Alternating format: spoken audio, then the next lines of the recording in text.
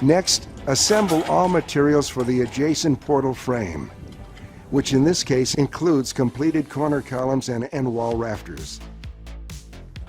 Start by installing the adjacent columns according to engineering plans, and then securing the new column to the previous column with the eave purlin.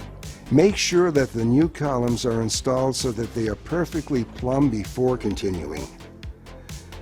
Proceed to the girts, making sure the girts nest properly by installing the smaller flange to the previous column, and install screws as directed by engineering plans. Keep in mind, due to how we install the previous screws, we did not have to remove the previous girt from our initial column, as the previously installed screw did not interfere with our new girt. If any doors or windows are to be placed in this bay, install only those girts that will be above or below your opening. Once all other components in this bay are complete, you can install all door framing. Once columns and girts are installed, continue on, installing subsequent rafters, purlins, and any other necessary X-bracing. And if you have installed an end wall bay, the end wall columns and end wall girts as seen here. For exact location and installation instructions for these components, please see your engineering plans in the installation manual. Yeah, that's fine right there. Yeah, good.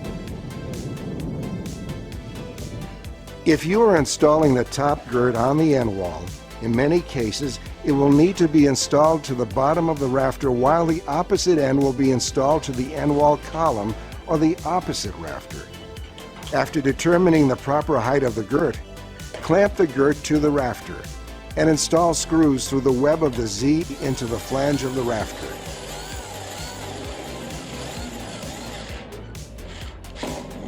In this case, you will notice that the girts are not secured to the column until both girts are secured to the rafter, due to how far each girt extends past the column.